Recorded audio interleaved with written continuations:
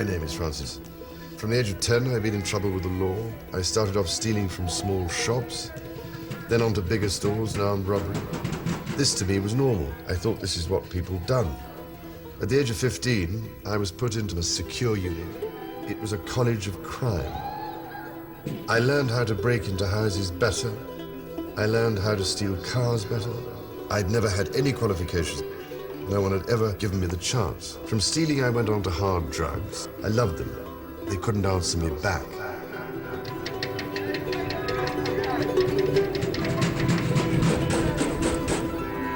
I first became involved with the old trust in prison. I was speaking to one of the education staff about my options. It was a chance for me to get the fresh start I had been looking for. I can't thank you enough for starting up an organization which has saved my life. I've never been in trouble with the law since I started the team program.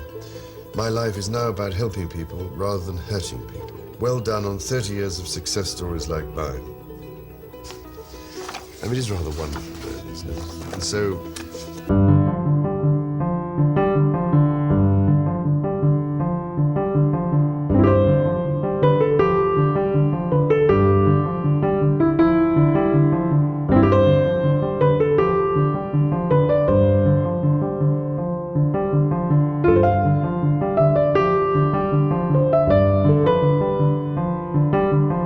crazy rhythm.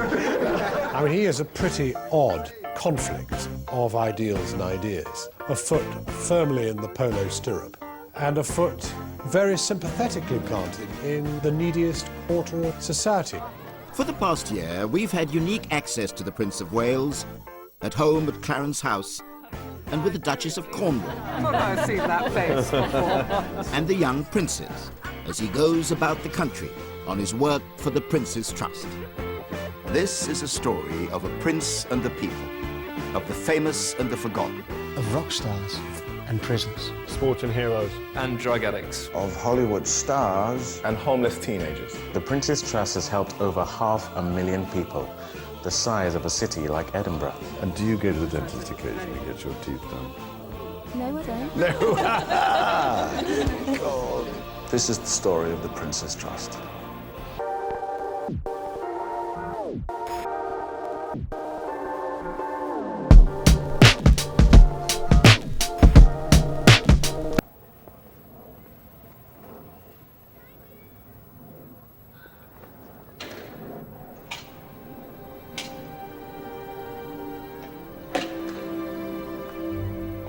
This was my grandmother's place.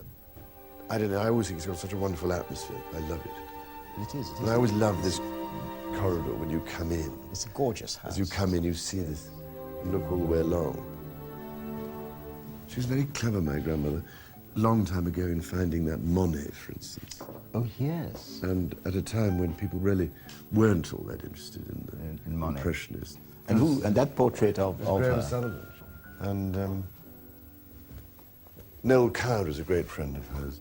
Oh, we had such fun after dinner. He'd play the piano and sing. And sing, yes. I adored him. He came to my 21st birthday party. But that, he'd painted that and gave it to my grandmother. She used to have lunch in here very often. There was always she had a marvellous thing which gave the racing results. Always the racing results. But you see, the other thing she did, which was brilliant, I think, was to think ahead and ask this artist, John Piper, to do paintings of Windsor Castle during the war in case it was bombed, in case it disappeared. Yes. Which is terribly important, all that. Yes. I have learned a lot from my grandmother about that, thinking ahead. I always feel that's the sort of exhausted private secretary standing in the back thinking, oh God, what's he thinking of next? Yes, He's dreaming up another initiative. Yes, they are rather baleful eyes. Well, don't you think? Yes. I've seen them before. We did a survey a few years ago of people's attitudes towards the Trust. And it transpired that most people had heard of the Trust, but actually didn't have any idea of what it did other than run pop concerts. That's why I've been giving an interview to Sir Trevor MacDonald, and I hope I may have done my best to answer some of his questions, at any rate. In that drama, The Madness of King George, Alan Bennett wrote that the Prince of Wales is not a title so much as it's a predicament. When you were encountering these difficulties about getting the trust off the ground, did you have any sympathy with that view? Oh, I probably had a lot of sympathy with it over the years, yeah. Because there's only one person who knows what it's like, you know, in each generation who has to do this. But I'm all in favor of putting, you know, advantages into practice. And the value of my particular position is I can try to bring people together, to look at particular issues that I can try and flag up. In fact, all I've ever wanted to do is to help and reintegrate things that are disintegrated and heal things that need healing, you know. So that's the way I've always looked at it. So, but that's just me. It just happens to be the way I look at things. In philosophical terms, what was it that drove you to do this? I think it was probably partly my education. The thing about Gordonston, that school I was sent to in Scotland, was that it basically tried to encourage people to take the initiative and not sit around expecting other people to do everything. You know, the main principle underlying the school was that in order to be able to help the transition from childhood to adulthood, you needed to give young adolescents responsibility. And one of the great things at the school was we had our own, can you believe this, fire service, Coast Guard service, mountain rescue, and we actually did it properly. I mean, the fire service had their own fire engine. I was in the Coast Guard. We had our own breeches boys and everything else, rockets. We manned a, you know, lookout station in bad weather, longing for ships to come aground so we could rescue everybody. But all I can tell you is, of course, it was such a wonderful way of, by giving people responsibility, it helped them to achieve this a bit more self-confidence and self-esteem. And then you were enabled to do all sorts of other things. I just felt that one way, perhaps, to deal with some of the complications of life was to give people these opportunities at a younger age. My name's Kinder Carter, and I'm 29 years old. The Trust, they gave me a loan of £4,000 and a grant of £1,000 to buy an existing business building staircases. My background really is a bit kind of up in the air. I sort of started to get involved in using drugs, and my days were numbered when I got caught with some and I ended up going to prison. It was during that time that I started learning how to use machinery in the joinery workshop in the prison. And they were amazed with what I was doing. And that's when they sort of introduced me to the Prince's Trust and told me a bit about them, about how they fund people like myself to basically start businesses. The RBS Enterprise Award goes to Kinder Carter.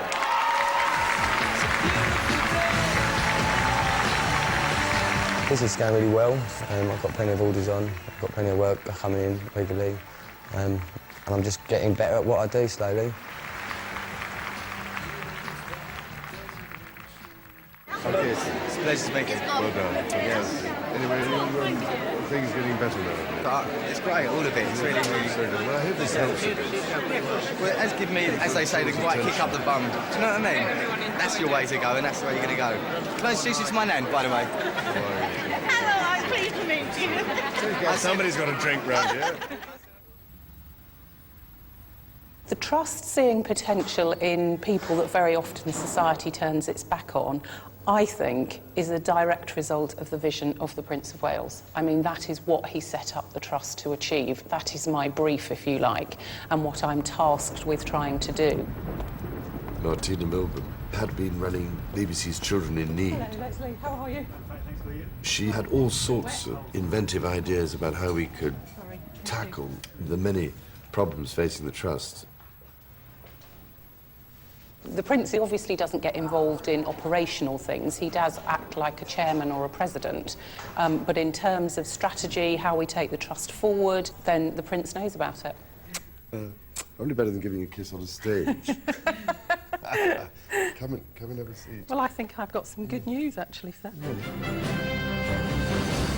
Hello, I'm Jon Snow, and normally I'm a news presenter, but on this occasion I'm talking to you about the Prince's Trust and how on earth I got involved in the very earliest days. I was working in a day centre for homeless teenagers. Drugs, alcohol, mental illness, crime. There was a huge number of dispossessed, unattended to young people who needed help. The whole theme in the 70s was the decline of Britain. And I was at The Economist magazine at the time, and I remember writing stories using a gas storm lamp because there was a strike, there was no electricity. These severe power cuts will mean hardship for every man, woman and child in the country. I seem to write about nothing but strikes and industrial decline and the social decay of our inner cities. There were 3-day weeks. I don't think that other people in the world would share the view that there is mounting chaos. You know, we've had strikes before, we've come close to the brink before. The country was essentially bankrupt, and the stench of decline was everywhere. It was probably the most miserable decade since the end of the Second World War. I'd have been a blinding idiot if I hadn't paid some attention to this sort of thing. And I don't know, I remember thinking, I'm sure there's something I can do to help here. And then, of course, I wanted to try and get stuck in when I came out of the Navy. I was in the office of the day centre one day, and the phone went, and I picked it up, and a very plummy voice said, "This is Buckingham Palace." I thought, this has got to be a spoof. This cannot be for real. He said, "I'm the equerry to the Prince of Wales, and he'd very much like it if you'd come and see him to talk about the work you're doing." I remember his opening remarks very clearly. He started talking about the sort of idea he had. This would be a kind of foundation of money which he would make available to help raise. It was much more to kind of empower people rather than necessarily, run things for them. The Prince is here to look at some of the activities by the youth groups around Cheshire who've been supported or have had grants from the Prince of Wales Trust. The people for whom, with whom, about whom it was going to be spent would have a say, a big say. And he seemed genuinely interested, and I thought quite well informed. He was probably pretty amazed to find, I suppose, he thought somebody like myself couldn't possibly be interested in all these things. It always rather annoyed me.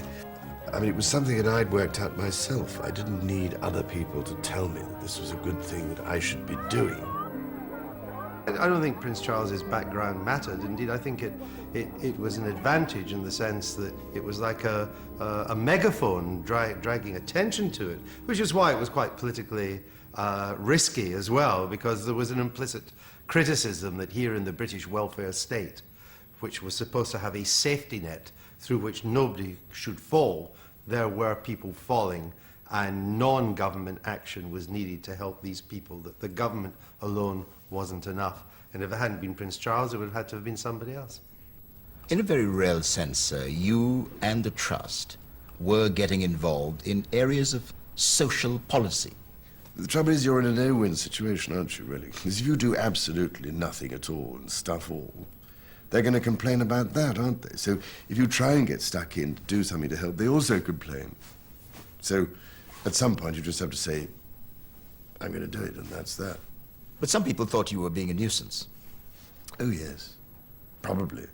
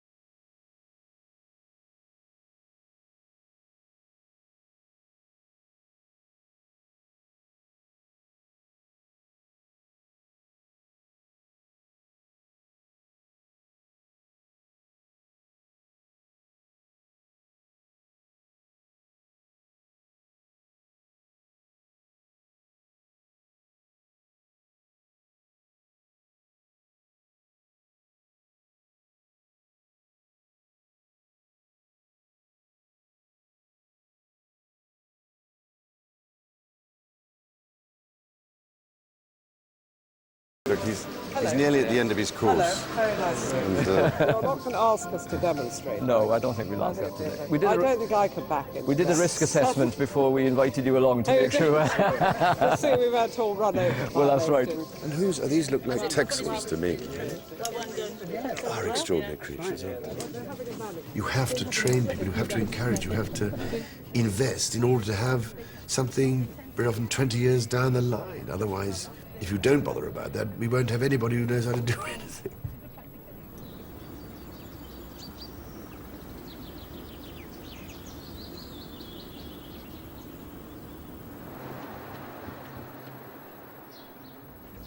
I'm just off to visit a character we set up in business, gosh, 20 years ago now, I think. And it's called Attic. And one of the co-founders set it up in the attic belonging to his grandmother. And now it's become a multinational design company with offices in San Francisco, New York, and in London. And they're turning over £10 million a year. And when you think about it, it's not bad for a £1,000 grant from the start. We just left college, we were about 19 years old. We looked like kind of faded punk rock stars. And we actually approached the banks, high street banks, and it was just a no at every bank. I found out about the trust through my dad, who had been chatting to a bloke in the pub. He came home and just said, apparently Prince Charles has started a charity to fund young people who want to start their own business. This is my grandmother's house, where we actually started.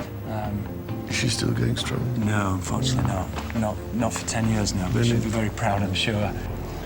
We received a £1,000 grant, and this piece of equipment, this huge camera, it's a dinosaur piece today, but at the time it was essential for us to start up in business. It wasn't as sophisticated as it is today. You know, it's more than just money today. It's about mentoring and offering advice and holding hands with the people who start a business. It's an accepted fact, I think, that small businesses form, to all intents and purposes, the most important part of any country's economy. And it's something that's easily forgotten. And again, it was all part of the process of trying to help people to develop their particular skills, talents, potential. So in terms of the Prince's Trust, our business startup program, it really began entirely as a result of and reaction to the Toxteth riots. And it was at that time, I remember, when there were these appalling riots, I just felt, how can we find ways of giving these characters more opportunity, because the whole thing is based on frustration, alienation, everything. Rapidly increasing unemployment, urban decay, and tensions with the police in the inner cities created frustrations that boiled over into the worst rioting Britain had ever seen. For the first time, CS gas was fired during a riot in England. It seemed to do little to quell the mob, who kept police at bay with petrol bombs, bricks, and any missile they could lay hands on. There's nothing up there. There's only about 7 jobs for so many people.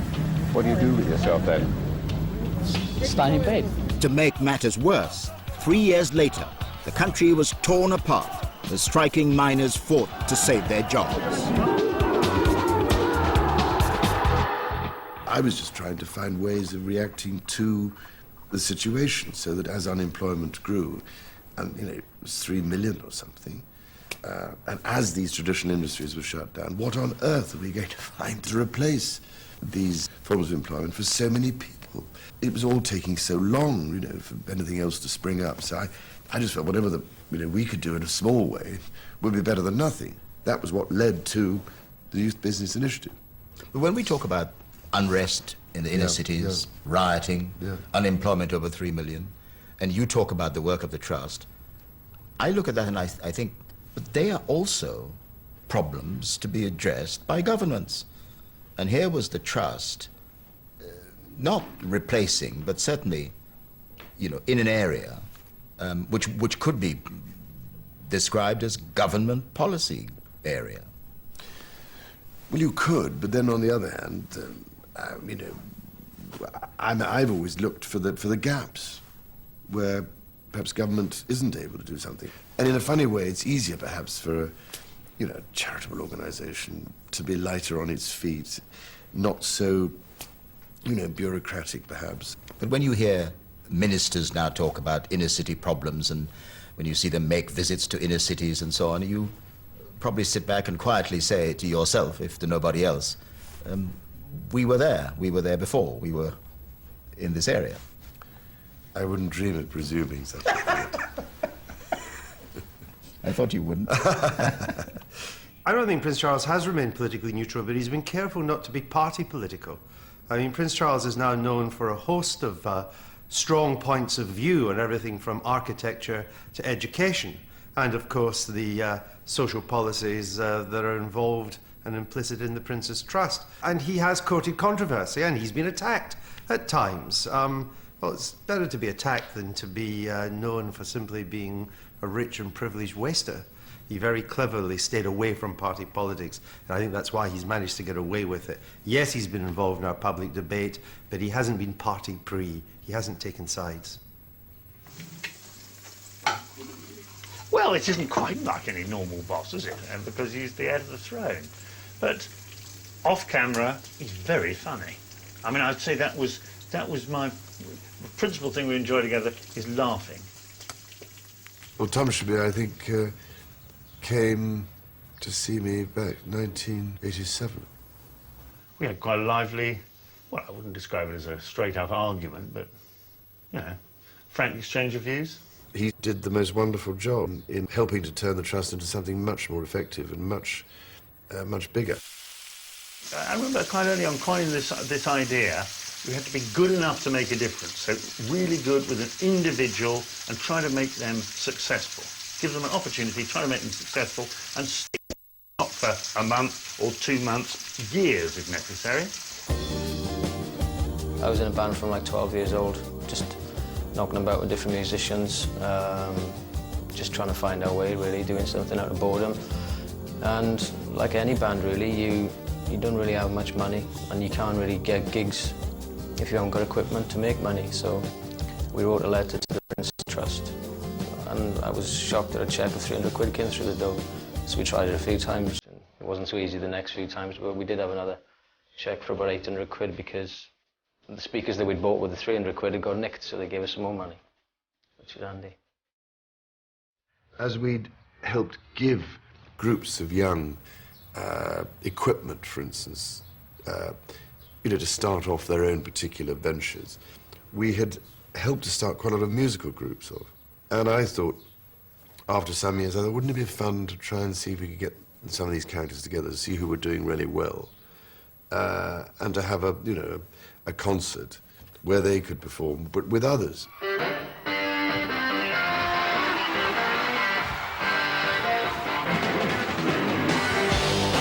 The very first time I heard about it was George Martin.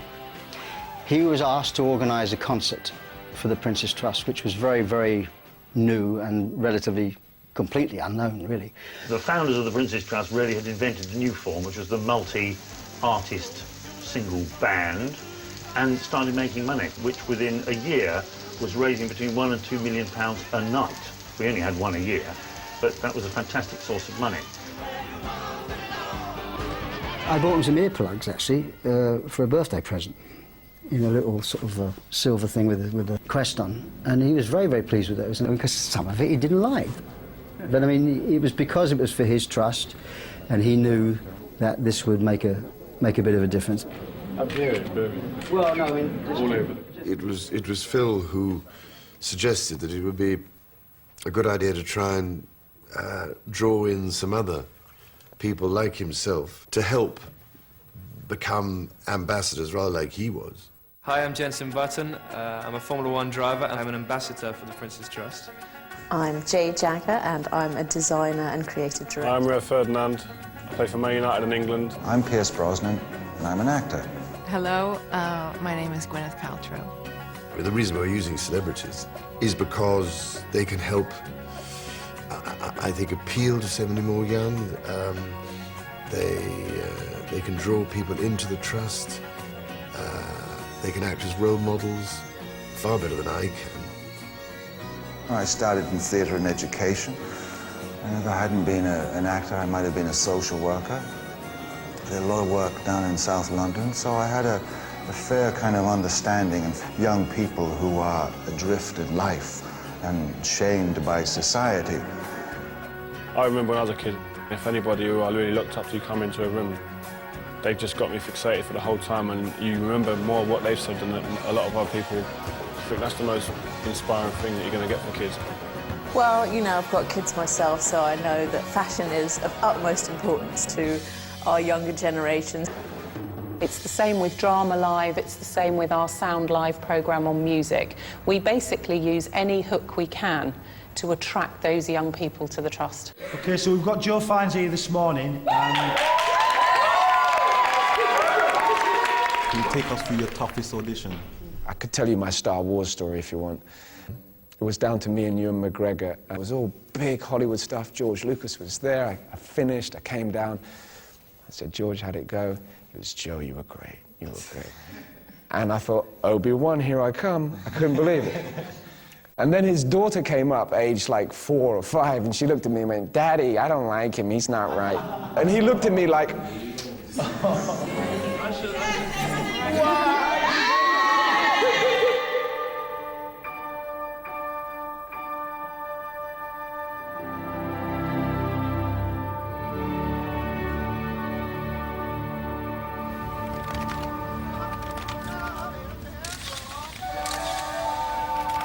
We have a lot of very high-profile ambassadors, and they're not just there to go and visit the projects.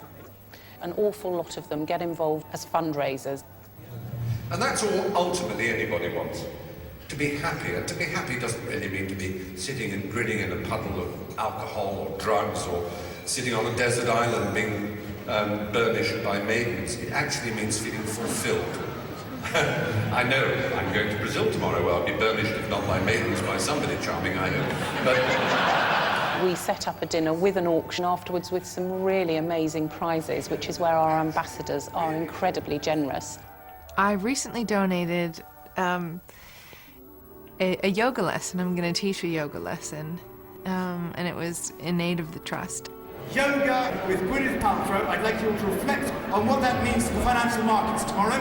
At £30,000, I'm selling Gwyneth Paltrow Yoga Instructor. On to COVID-19 and sold. Someone spent a good deal of money on it, so I'll have to really come up with an excellent plan. Unfortunately, I can't, do it in the nude or do anything to really make it exceptional, but I'll try to come up with a very good yoga plan for the lesson.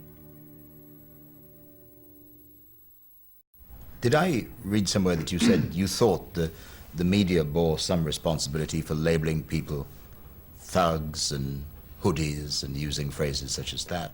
I was trying to make the point that you don't be misled entirely by appearances, which is very easy to do. But I still believe we can make a big difference by giving people opportunities that they hadn't had and by developing their self-esteem and self-confidence. Because, interestingly, the characters we found who are most difficult and awkward, if we have got them onto some of our volunteer programs, the team programs, they often become the best leaders.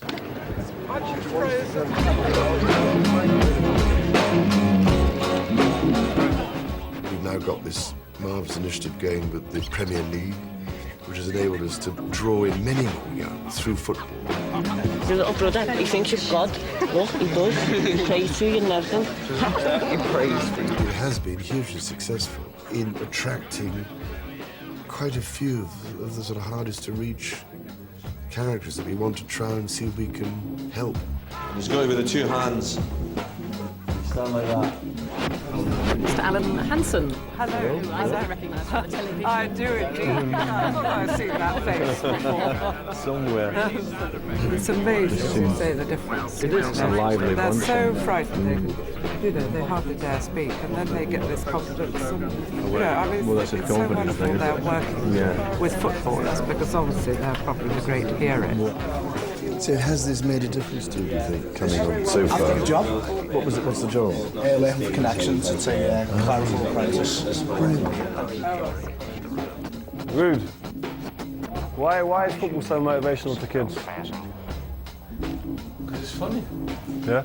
It's nice. Enjoyable. Enjoyable. Play with a smile. To do what you enjoy. It's true. See? That's the answer. Amazing. Unbelievable. Yeah, I'm going to cry. How many times? The young people will come for a taste today, and while they're in doing the taste today, we'll talk to them about the team programme.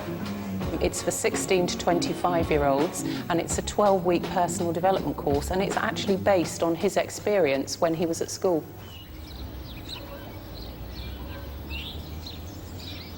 Merton College is a fantastic supporter of the Prince's Trust, and they've recently run their 100th team.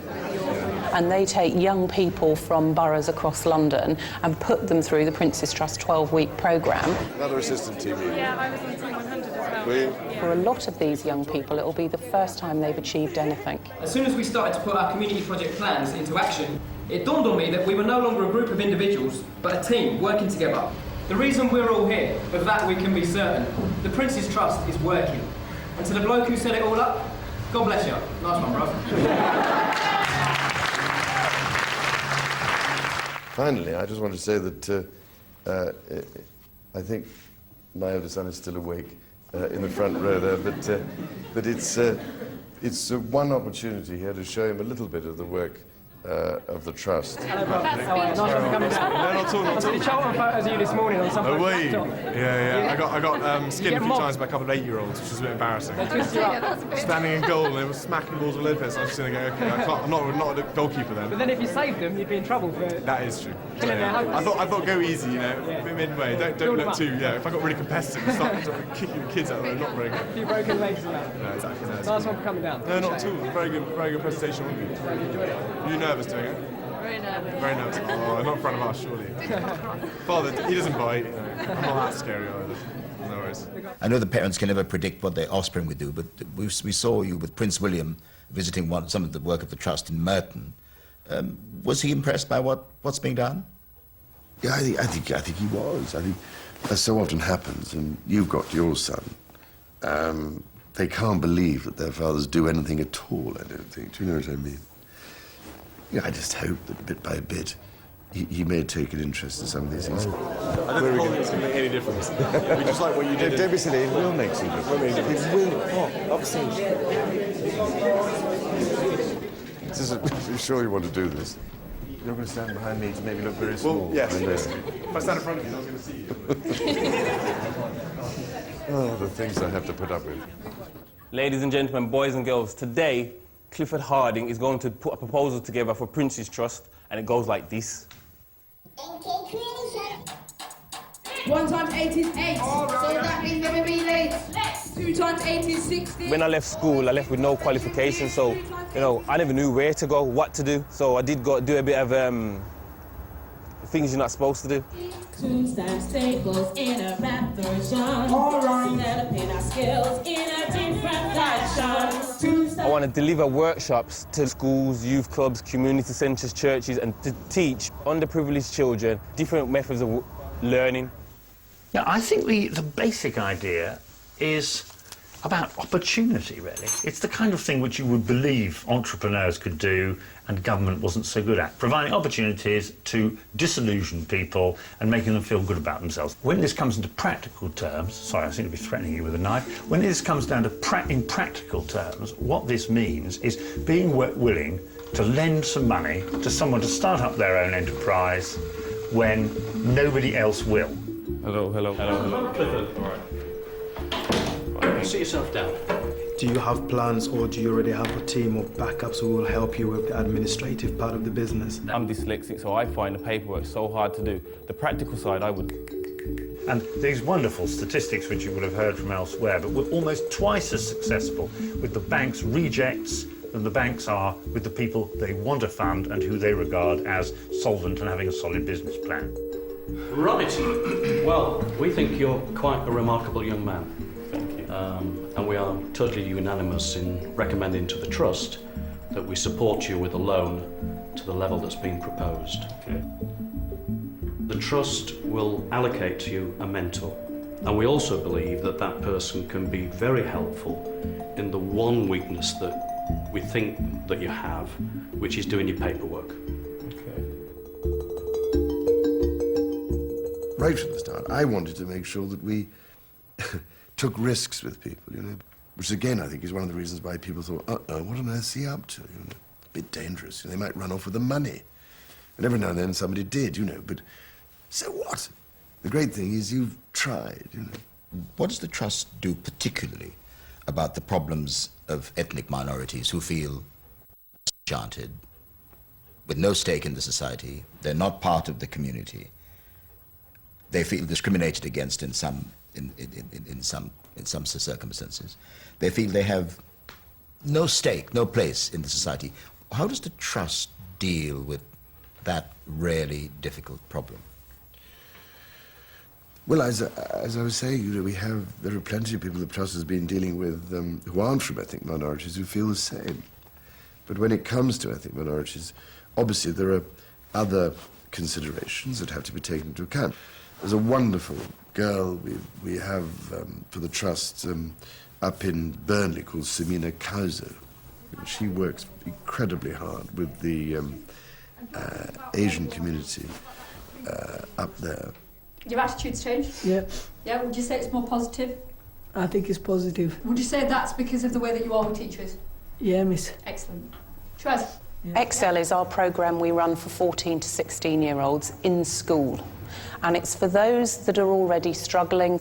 It's ones that the teachers pick out. They've got lack of motivation. They don't think they can achieve anything. What else do you think might be useful for tomorrow for you guys? I'm excited about the children meeting Prince Charles tomorrow, purely because I think what it will do for their self-esteem and confidence.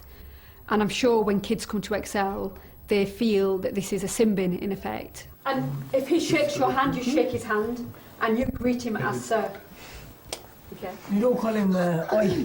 You don't call him Oi, no. Because if I called you Oi, I think you might call me something quite rude back. Well, some of the kids that are in this group were involved in sort of small gangs, a gang of potentially white young boys and a gang of Asian young boys.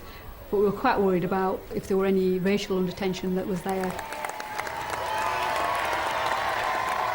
So you bring them into the Excel Club, you get them to talk about why they think there's an issue. Why is there an issue with somebody who sits in the next chair to you because he or she happens to be a Muslim, or vice versa? If you think about the Asian culture, especially the young people, their culture is so diluted now. So at the mosque, if they were being told off by the imam would expect them to lower their head. And then we come to a school where if we're talking to somebody, we ask them to make eye contact. Then they go home and they may potentially be getting told off by parents who say, lower your gaze. So they're constantly being diluted. Their cultures are so diluted. They're very nervous. This is the problem always. Yes. As always. It's very nice to meet you. Stuart Very Eagleton. nice to meet you. And I'll edit it. But do all your family speak English? No. Only my brother and sister speak Brother and sister, but your parents? No, they don't. So do you try and teach them a little bit of English? Yeah, I try to.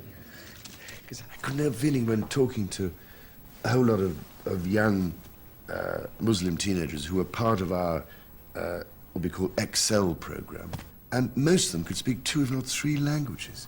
Here they are, you know, they're only teenagers, and yet they have skills that the vast majority of people in this country do not. Surely we're missing a trick in not finding a way of seeing if we could use those skills and therefore build their self-confidence. When one talks about the Muslim community in particular, there are more profound problems here, aren't there? Because they believe that we see them as part, increasingly these days, of an alien, hostile culture. How does the work of the Trust go about trying to change that? Well, I mean, there's always a difficulty, isn't it? How do you? I mean, I've always found these different faiths and different cultures and different ways of looking at things absolutely fascinating. And I still feel well, you know, the 3 great Abrahamic faiths all come from the same root originally, and it's crazy to be persisting in this continuing misunderstanding. But It is a difficulty to overcome, again, the stereotypes put about very often by the media, I hate to say. You can portray something desperate out there, whereas in fact there are lots of marvellous things going on at grassroots level. People working incredibly hard against extraordinarily difficult odds. And just as they're getting somewhere, you know, some fresh incident happens. Let me, if I may, sir, put this to you in somewhat sharper focus. The Trust deals with disenchanted young people among the Muslim community. Now, there's nothing more disenchanting, or there's nothing more disconnected than a young Muslim who straps a bomb to his body and blows up a tube in London. You know, I mean, I know only too well about people being blown up. My great-uncle Mountbatten was blown up, you know, all those years ago in Ireland. So I can understand only too well what people go through when these things happen. But we have to try and find ways, don't we, of living together in harmony. And in a funny way, I still think this country has, you know, has an extraordinary record of being able to do that. We mustn't, you know, forget how remarkable this country is in so many ways, in terms of its ability to be tolerant. So we ought to be thinking about that rather than endlessly squabbling about religion.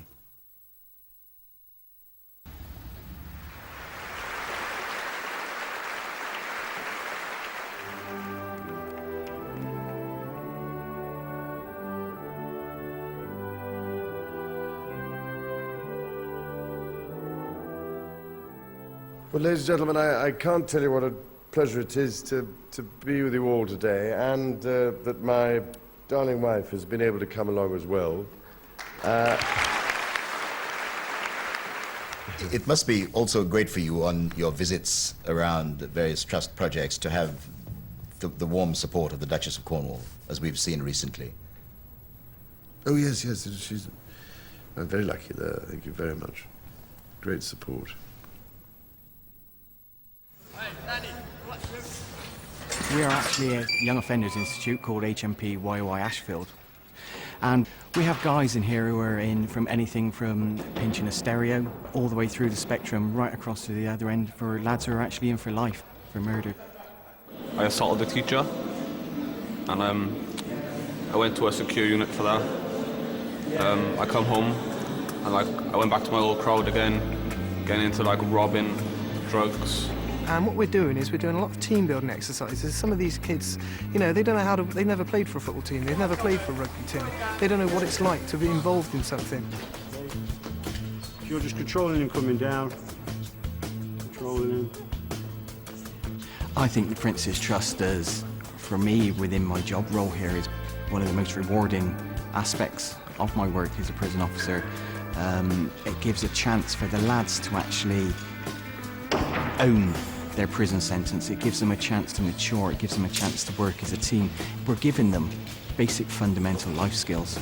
I had an anger problem, and on the wings, I got recommended for this by an officer. I come on this, and John and Dad, and they talk to me, and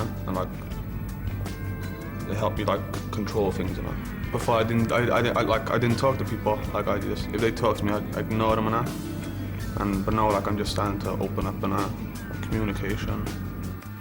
I believe there are ways of at least bringing some of them out of this cycle of, you know, deprivation and crime and everything else, who have had a terribly difficult life and very often go on reoffending because of what they went through. Now, you can't win them all, but I think we could win quite a few more of them, if you know what I mean.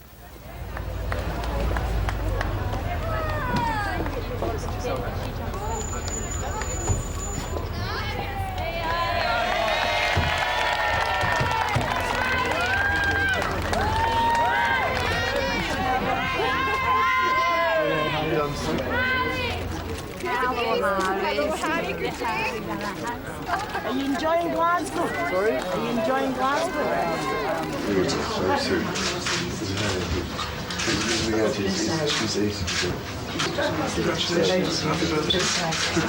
It's a great pleasure to revisit this part of Glasgow, particularly to be able to bring my youngest son with me.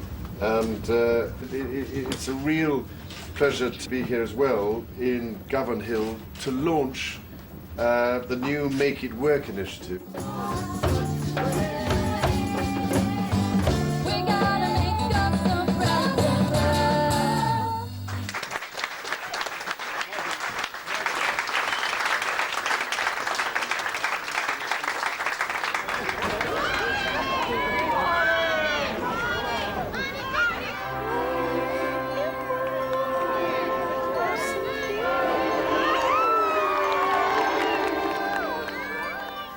When you look at the future of the trusts, sir, and you look at your future, do you see yourself continuing to pursue this work as you have done for the last 30 years? As long as the good Lord grants me some extension of my existence here, yes, I shall do my utmost. But, you know, it's all, as I was saying, part of minding deeply about this country and the people here and what I can do to help. I mean, I think it would be criminally negligent of me, you know, to go around this country and not actually want to try and do something about what I find there. I think it's my duty to do so. If some people don't like it, it's too bad, isn't it? Frankly, because I think there are more important things to worry about, which is this country. Your Royal Highness, thank you so much. So has real royalty outlived its usefulness? Are the royals enjoying extravagant lives on the backs of their taxpayers without giving much back? Well, most people living in Great Britain, for instance, would say the royal family gives a good deal back, if only as a tourist attraction. They're the best-known royals of them all, and they rarely give interviews. The Queen gives none. But back in 1984, Prince Charles did talk with me about the responsibility he faces, and I thought you might want to hear his words, but just close your eyes to my 80s hairdo. I recall an interview you did in America, in which you said that you felt sometimes the need to justify your own existence. If you don't feel that, then it could be very easy just to drift into a kind of taking everything for granted. And so, you know, it constantly keeps me on my toes if I've got to justify my position. Otherwise, I might just sit back and believe what people tell me, you know, how marvelous you are, and this, that, and the other, which people do sometimes. You have to say to yourself, you know what, I'm not that marvelous. Well, yes, I think that otherwise, if you get big-headed or swollen-headed, and you need to administer a little bit of self-kicking occasionally, you know, just to remind yourself.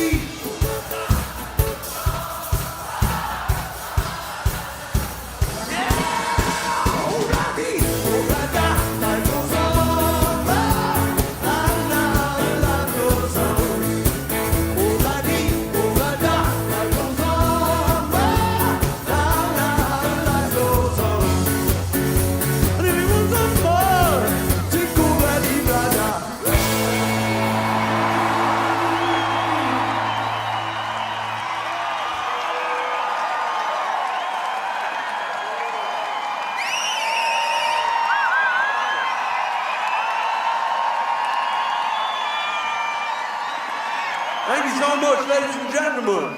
Please welcome Her Majesty the Queen and their Royal Highnesses the Prince of Wales and the Duchess of Cornwall.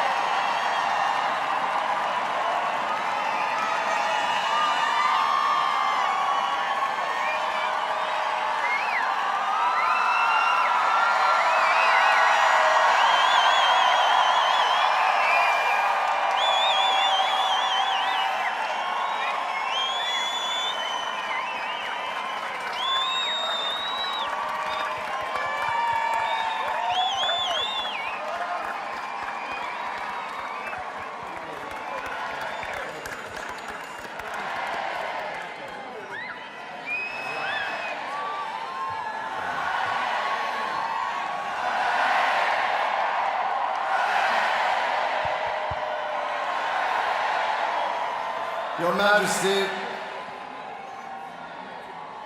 Your Majesty, Mummy.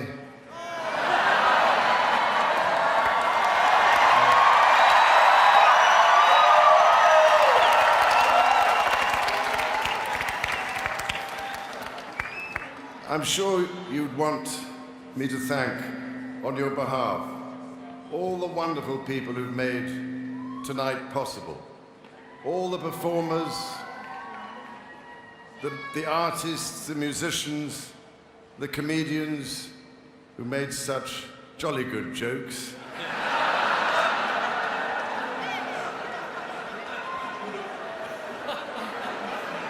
Gary Barlow for helping to make the whole thing possible.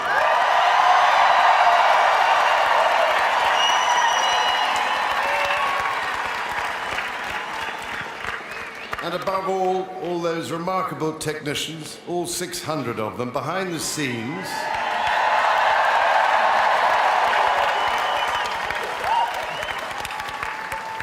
without which nothing would happen. And if I may say so, Your Majesty, thank God the weather turned out fine.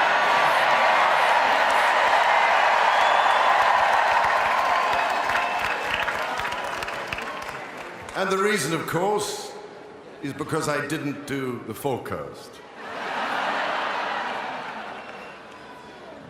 Your Majesty, millions, we are told, dream of having tea with you. Quite a lot of people have very nearly had a picnic dinner with you in the garden in Buckingham Palace.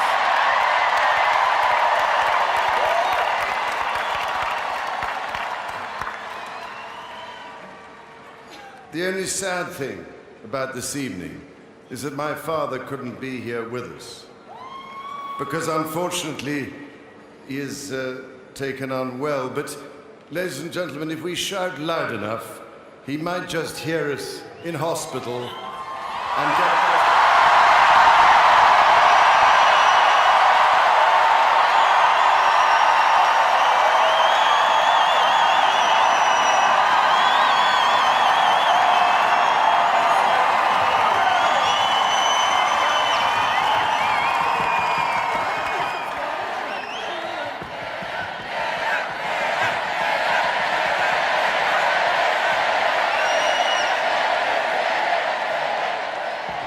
Your Majesty, a Diamond Jubilee is a unique and special event.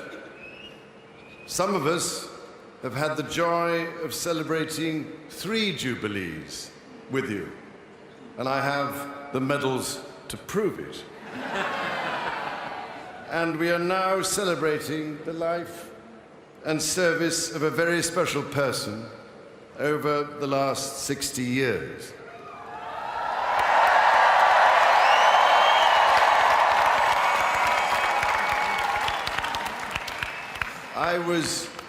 I was 3 when my grandfather, King George VI, died. And suddenly, unexpectedly, your and my father's lives were irrevocably changed when you were only 26. So, as a nation, this is our opportunity to thank you and my father for always being there for us, for inspiring us with your selfless duty and service, and for making us proud to be British.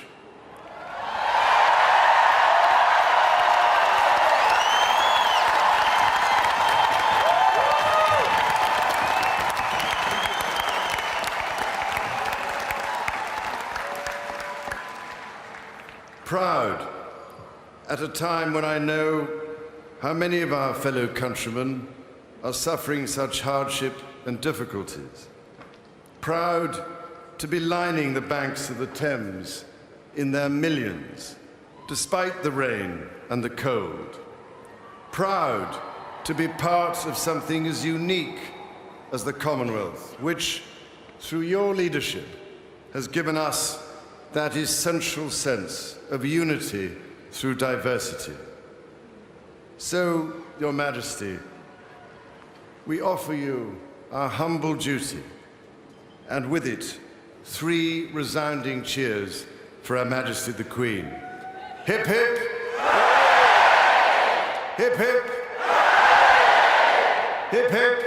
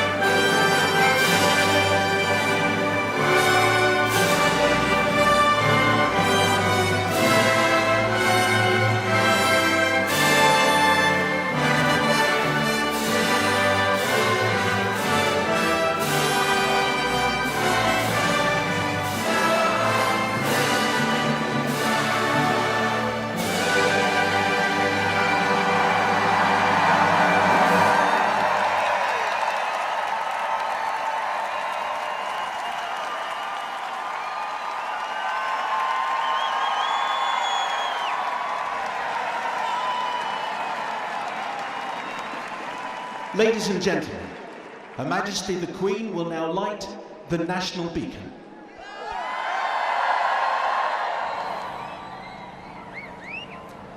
So Bruno Peake, who's the pageant master, presents the Jubilee Crystal Diamond to the Queen. And this is the vehicle for lighting the last of 4,200 beacons in the UK and across the world. The last one being this one on the Mall, a flame 6 meters high, which signals that this Diamond Jubilee is being celebrated fully and formally outside Buckingham Palace. A crowd of 20,000 people who've enjoyed the very best music, the very best entertainment for this Diamond Jubilee, and many thousands more lining the Mall and St James's Park.